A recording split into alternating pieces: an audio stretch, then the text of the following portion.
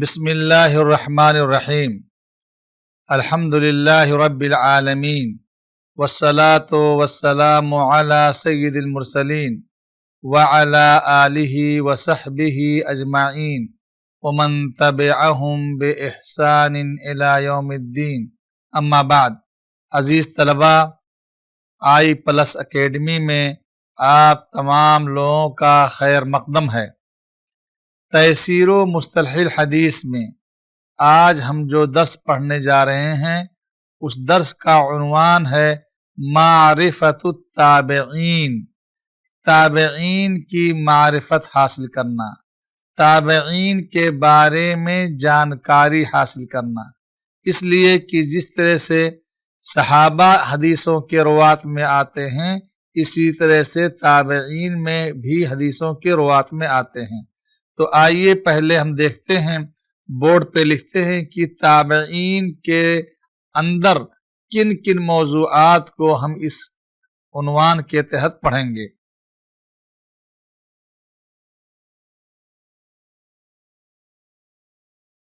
معرفت التابعین، معرفت التابعین،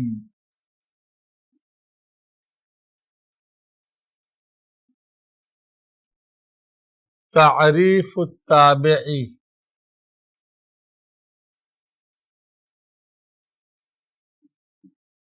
تعریف التابعی،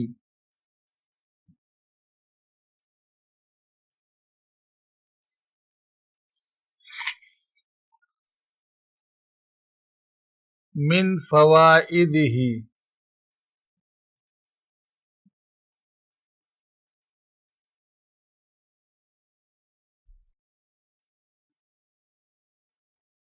نمبر 3 طبقات التابعین،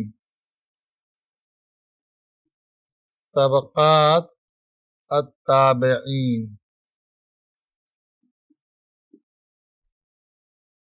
نمبر 4 ہے المخضرمون،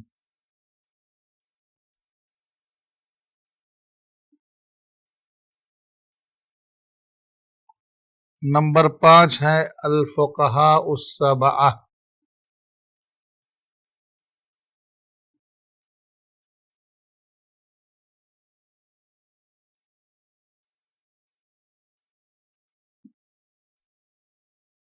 نمبر 6 ہے افضل التابعین،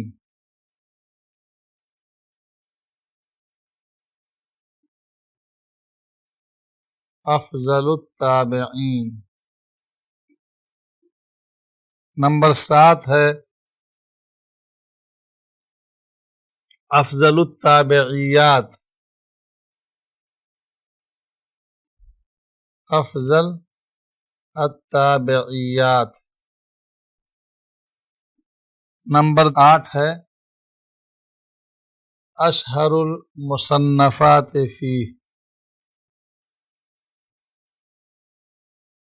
اشہر المصنفات فیہ۔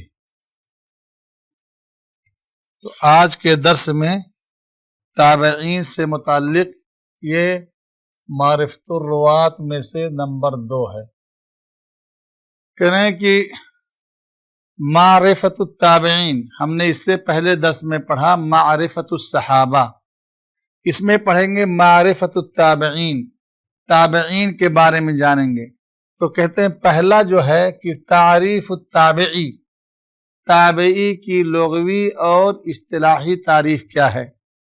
من فوائد ہی، تابعین کو جاننے سے ہمیں کیا فائدہ ہوگا، کیا اس کا ثمرہ ملے گا، اس کا پھل ہمیں کیا ملے گا۔ نمبر 3 ہے طبقات التابعین، کہ تابعین کے کتنے طبقات ہیں، ان کے کتنے درجات ہیں۔ نمبر 4 المخضرمون، کہ مخضرمون تابعین میں سے ایک قسم ہے مخضرمون، مخضرمون کسے کہتے ہیں۔ 5واں ہے الفقہاء السبعہ، مدینہ میں 7 فقہا بہت مشہور ہیں تابعین میں سے، وہ فقہاء سبعہ کون لوگ ہیں۔ اس کے بعد نمبر 6 پہ پڑھیں گے افضل التابعین، تابعین میں سب سے افضل کون ہے؟ جس سے صحابہ کرام میں ہم نے پڑھا کہ صحابہ کرام میں سب سے افضل ابو بکر صدیق ہیں، تو تابعین میں سب سے افضل کون ہیں؟ اور نمبر 7 افضل التابعیات، تابعی عورتیں میں ان میں افضل کون ہے؟ اور اس کے بعد آخر میں پڑھیں گے اشہر المصنفات فی معرفت التابعین کے بارے میں جو مشہور کتابیں لکھی گئی ہیں وہ کون سی کتابیں ہیں۔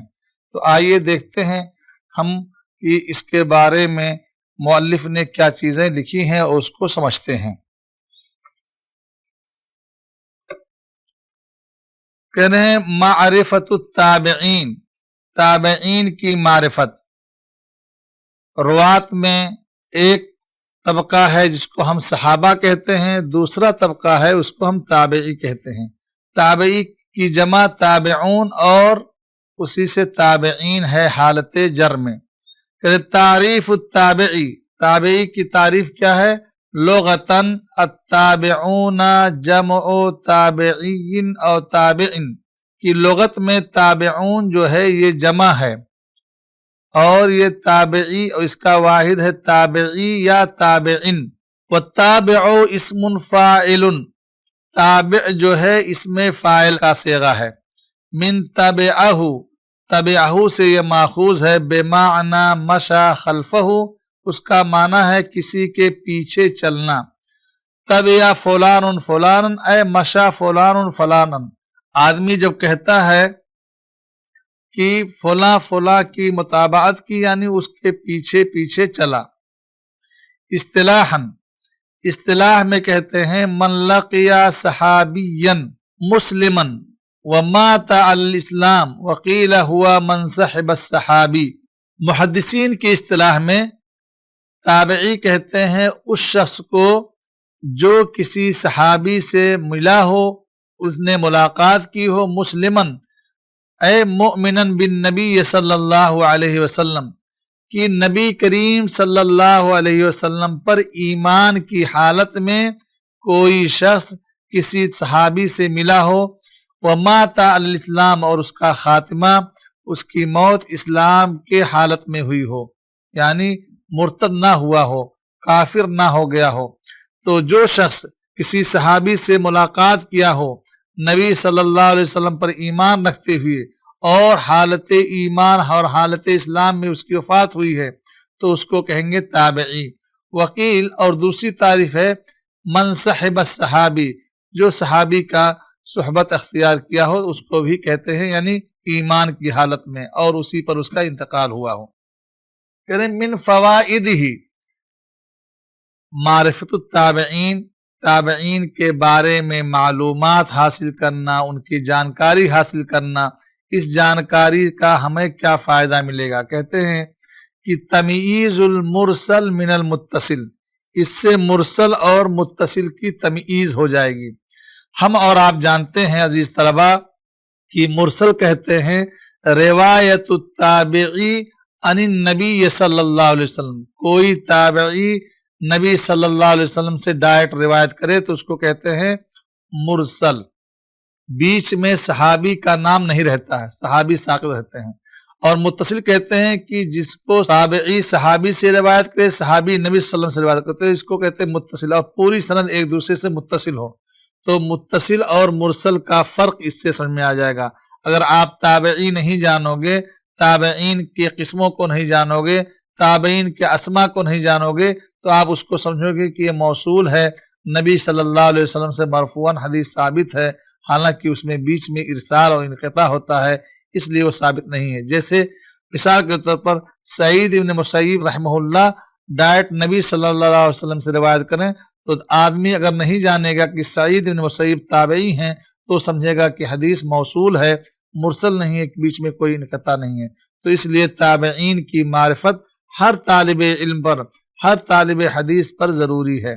تیسرا کہہ رہے ہیں کہ طبقات التابعین، تابعین کے طبقات کیا ہیں؟ کہ اختلف فی عدد طبقاتہم، جس طرح سے صحابہ کے طبقات کے عدد کے بارے میں اختلاف ہوا ہے، تابعین کے طبقات کے عدد کے بارے میں اختلاف ہوا ہے۔ فقسمہ العلماء کلہم حسب وجہتہ، ہر عالم نے اپنے حساب سے اپنے نظریے کے اعتبار سے اس کی تقسیم کی ہے۔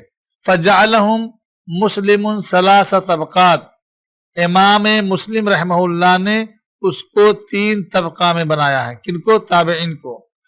وجعلہم ابن سعد 4 طبقات، ابن سعد نے اس کے کل 4 طبقات کیے ہیں۔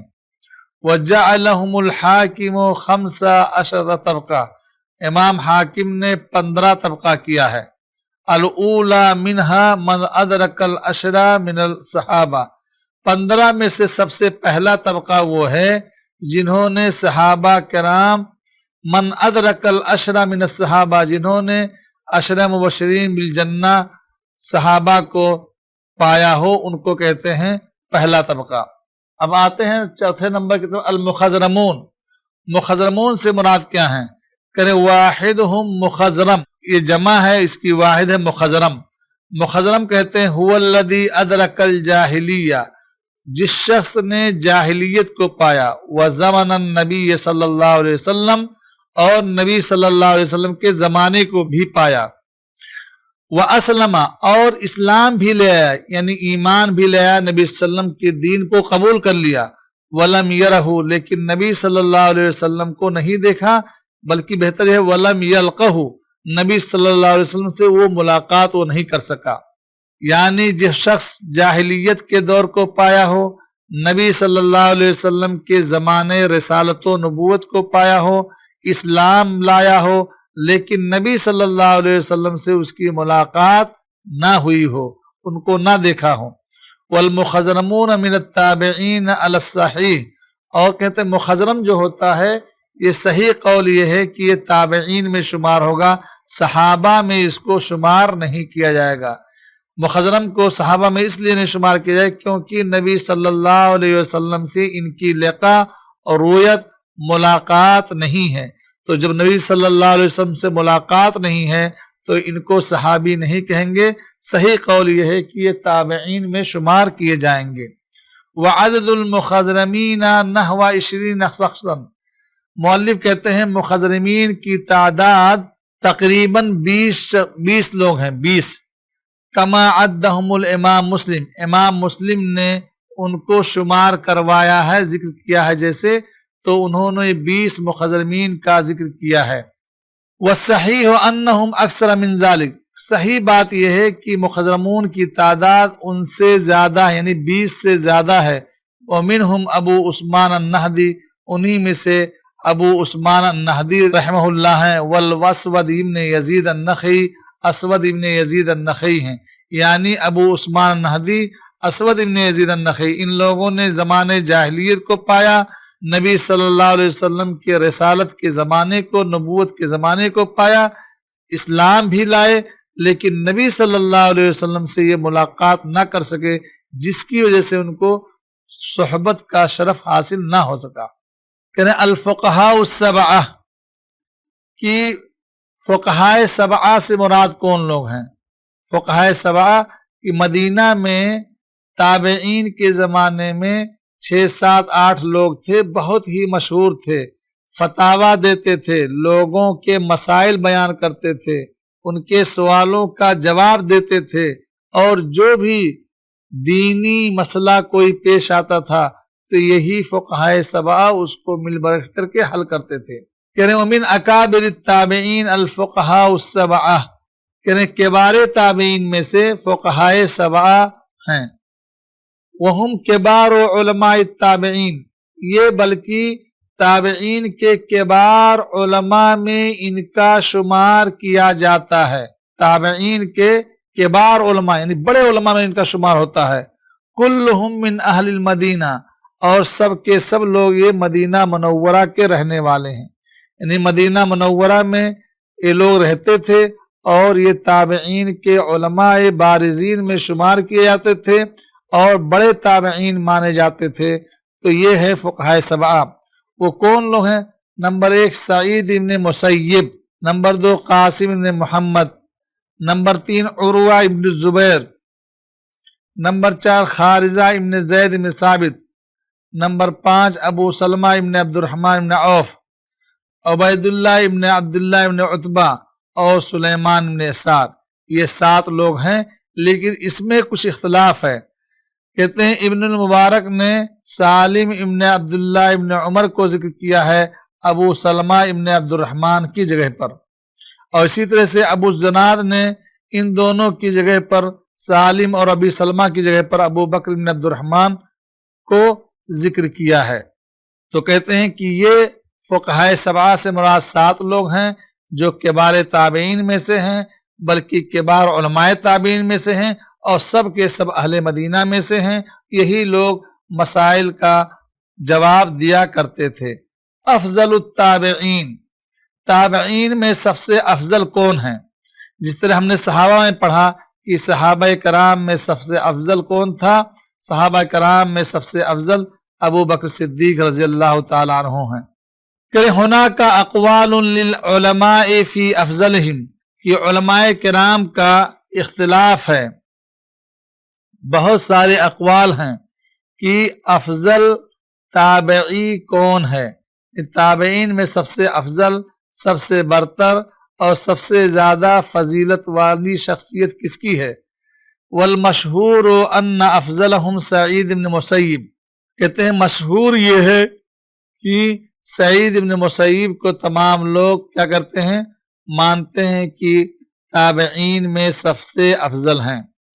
وقال ابو عبداللہ محمد بن خفیف الشیرازی، ابو عبداللہ محمد بن خفیف الشیرازی ایک قول کہتے ہیں کہ اہل المدینہ یقولون، اہل مدینہ کہتے ہیں افضل التابعین سعید بن مسیب، مدینہ کے لوگ کہتے ہیں کہ تابعین میں سب سے افضل سعید بن مسیب رحمہ اللہ ہیں۔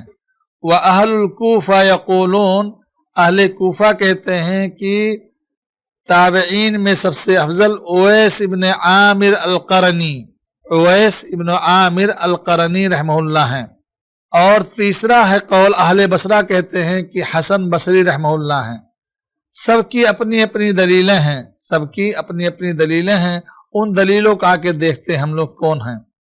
جو لوگ کہتے ہیں کہ سعید بن مسیب ہیں تو کہتے ہیں کہ چونکہ سعید بن مسیب رحمہ اللہ مدینہ میں بیٹھتے تھے، لوگوں کو مسجد نبوی میں درس دیتے تھے، اور انہوں نے علم کی، سنت کی، قرآن کی، حدیث کی بہت زیادہ خدمت کی ہے۔ تابعین، تبع تابعین کو پڑھا کر کے یہ حدیثوں کو انہوں نے اخذ کیا صحابہ سے اور اپنے شاگردوں تک پہنچایا۔ اور دوسرے لوگ جو کوفہ والے کہتے ہیں کہ اویس قرنی ہے، تو ان کی دلیل ہے۔ دلیل کیا ہے؟ صحیح مسلم میں حدیث ہے کہ اللہ کے نبی صلی اللہ علیہ وسلم نے فرمایا ان خیر التابعین رجل یقال له اویس، کہ تابعین میں سب سے بہتر، سب سے اچھا، سب سے افضل وہ شخص ہے جس کو کہ اویس کہا جاتا ہے۔ یعنی نبی کریم صلی اللہ علیہ وسلم نے اپنے زمانے کے بعد آنے والے زمانے کے لیے آپ نے پہلے ہی بیان کر دیا کہ تابعین کی جماعت ہوگی، اس میں ایک شخص ہوگا جس کا نام اویس القرنی ہوگا، تو اویس وہ سب سے زیادہ اچھے ہیں۔ خیر کا معنی ہوتا ہے مشائخ افضل، برتر۔ اللہ کے رسول صلی اللہ علیہ وسلم نے فرمایا خیرکم من تعلم القرآن وعلمہ، خیرکم اے افضلکم، تم میں سب سے بہتر شخص وہ ہے جو قرآن کو سیکھے، لوگوں کو سکھائے۔ تو یہاں پر خیر معنی افضل ہے۔ ایسے ہی اللہ کے نبی صلی اللہ علیہ وسلم نے فرمایا خیرکم خیرکم لأہلہ وانا خیرکم لأہلی، کہ تم میں سب سے افضل وہ شخص ہے جو اپنے بال بچوں کے لیے ٹھیک ہو، اور میں اپنے بال بچوں کے لیے سب سے اچھا ہوں۔ تو یہاں پر اللہ کے نبی صلی اللہ علیہ وسلم لفظ خیر کا استعمال کیا اور اس سے مراد افضل لیا۔ تو یہاں پر بھی ان خیر التابعین رجل یقال له اویس، کی تابعین میں سب سے بہتر، سب سے افضل ایک آدمی ہوگا جس کا نام اویس قرنی ہوگا۔ تو اس لیے اہل کوفہ نے اسی حدیث کی بنیاد پر اس کو پکڑ لیا اور کہا کہ اویس قرنی زیادہ افضل ہیں۔ اہل مدینہ اور اہل کوفہ کے قول کے درمیان توفیق کیسے کی جائے؟ علماء کرام نے ان کے درمیان توفیق دی ہے۔ کیسے توفیق دی ہے؟ کہتے ہیں کہ اویس قرنی جو ہے یہ आबिद जाहिद थे, यानी ज्यादातर ये दिनों में रोजा रखते थे, रात में क़ियामुल लैल करते थे और इल्म की मजलिस इनके नहीं लगती थी। और हज़रत सईद बिन मुसय्यब रहमहुल्लाह इबादत भी करते थे और इल्म की मजलिसें लगाते थे। इनके शागिर्दान बहुत ज्यादा हैं। सईद बिन मुसय्यब अबू हुरैरा रज़ियल्लाहु ताला अन्हु के दामाद हैं। तो कहते हैं हज़रत सईद बिन मुसय्यब रहमहुल्लाह इल्म के नशर इशाअत के एतबार से अफजल हैं और उवैस करनी इबादत जुहद तकवा के एतबार से अफजल हैं, ताकि दोनों के कौल के दरमियान जमा और तौफीक कर दिया जाए। खुलासे कलाम ये हुआ मशाइख कि अफजलुत ताबईन के बारे में तीन शहर वाले तीन कौल कहते हैं। पहला कौल अहले मदीना का है कि ताबईन में सबसे अफजल सईद इब्न मुसय्यब हैं। दूसरा कौल कूफा वालों का है, उनका कौल है कि ताबईन में सबसे अफजल उवैस करनी हैं। और तीसरा कौल है अहले बसरा का कि ताबईन में सबसे अफजल कौन है, हसन बसरी रहमहुल्लाह हैं। तो ये जो हदीस है सही मुस्लिम की, ये हदीस जो है इन्न खैर ताबईन, इससे पता चलता है कि उवैस करनी अफजल हैं, क्योंकि नबी सल्लल्लाहु अलैहि वसल्लम ने कहा है।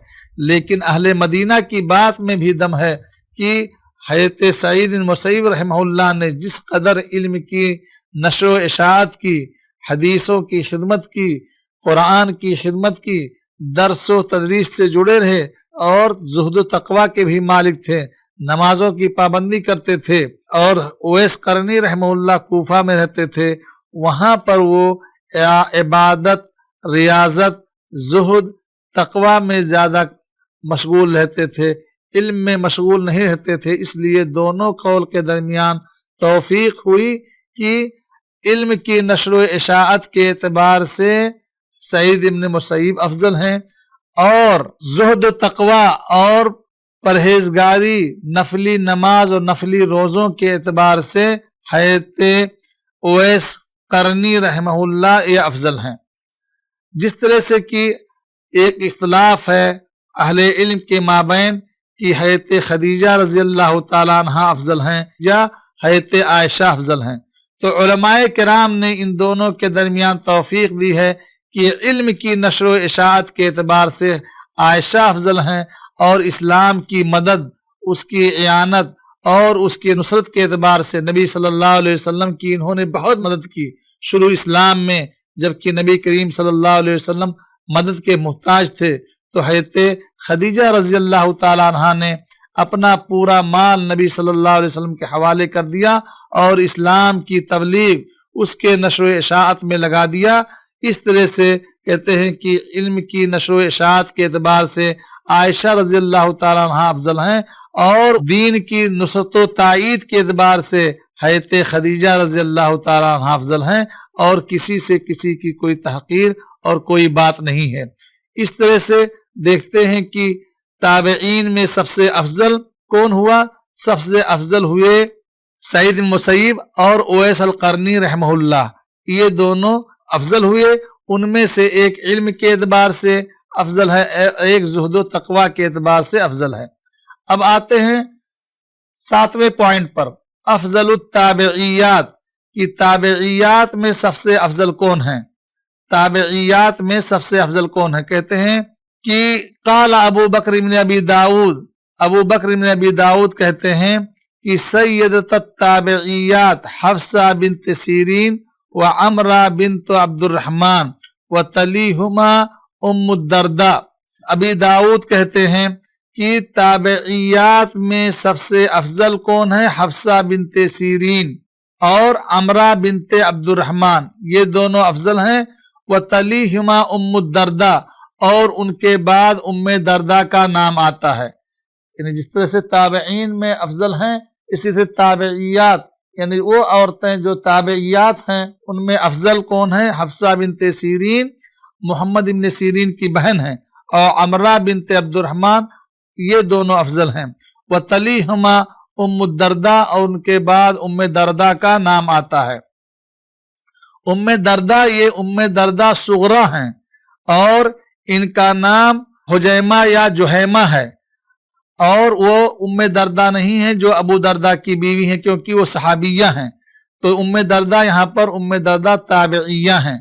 अशहरुल मुसन्नफात फीह, इसमें सबसे मशहूर मुसन्नफ, मशहूर तरीन किताब कौन सी है, इसके बारे में कहते हैं किताब मारिफतुत ताबिईन। मारिफतुत ताबिईन के नाम से किताब लिखी है अबुल मुतर्रिफ इब्न फुतैस अल अंदलुसी। अबुल मुतर्रिफ इब्न फुतैस अल अंदलुसी ने किताब लिखी है, उसका नाम है मारिफतुत ताबिईन। इसमें कि तमाम ताबिईन के ताल्लुक से जो बातें हैं उन्होंने सब जिक्र कर दिया है। ताबिई की तारीफ, ताबिई की मारिफत का फ़ायदा, ताबिई के तबक़ात, मुखज़रमून किसे कहते हैं, फ़ुक़हा सबा वगैरह का उन्होंने जिक्र किया है। तो इस तरह से ये दर्स मारिफतुत ताबिईन का हमारा पूरा हुआ। और अजीज़ तलबा ये जाने कि हम मारिफतुत ताबिईन जो पढ़ रहे हैं, वो मारिफतुत ताबिईन पढ़ने का सबसे बड़ा फ़ायदा ये है कि मुरसल रिवायतों और मौसूल रिवायतों के दरमियान तमीज़ कर सकें कि कौन सी रिवायत मुरसल है और कौन सी रिवायत मौसूल है। मुरसल रिवायत जुमहूर अहले इल्म के नज़दीक ये ज़ईफ़ की किस्म में से है, क्योंकि उसमें जो वास्ता है ताबई और नबी सल्लल्लाहु अलैहि वसल्लम के बीच में साक़ित है, नहीं मालूम कि वो कौन गिर गया है, क्योंकि ताबईन अपने जैसे ताबई से रिवायत करते हैं, और ताबई जब ताबई से रिवायत करता है तो उसमें गलती का इम्कान, सहव का इम्कान, निसियान का इम्कान और अदालत और ज़ब्त में कमी का इम्कान बाकी रहता है। इसलिए जुमहूर अहले इल्म मरासिल ताबईन को, ताबईन जो हदीसें रिवायत करते हैं नबी सल्लल्लाहु अलैहि वसल्लम डायरेक्ट, उसको कबूल नहीं करते हैं, उसको ज़ईफ़ के दर्जे में रखते हैं। बाज़ लोगों ने मुरसल को उसको क्या किया है, कबूल किया है, लेकिन सही बात यह है कि मुरसल मकबूल नहीं है जब तक कि उसका वास्ता ना मालूम हो जाए कि ये ताबई ने किससे रिवायत किया है और नबी सल्लल्लाहु अलैहि वसल्लम तक पहुंचने का वास्ता क्या है। उसमें से मुखज़रमून जो हैं उसके बारे में ही इख्तिलाफ है कि मुखज़रमून क्या है। सही बात यह है कि मुखज़रमून भी ताबईन में शुमार होते हैं। इस तरह से आज का ये दिलचस्प दर्स हमारा पूरा हुआ, ख़त्म हुआ। अल्लाह तबारक तआला से दुआ गो हूँ कि अल्लाह तबारक तआला हमें इस इल्म को सीखने, समझने, हिफ्ज़ करने और उसे नश्र करने की तौफीक इनायत फरमाए। व सल्लल्लाहु अला नबीना मुहम्मद व अला आलिहि व सहबिहि अजमाइन।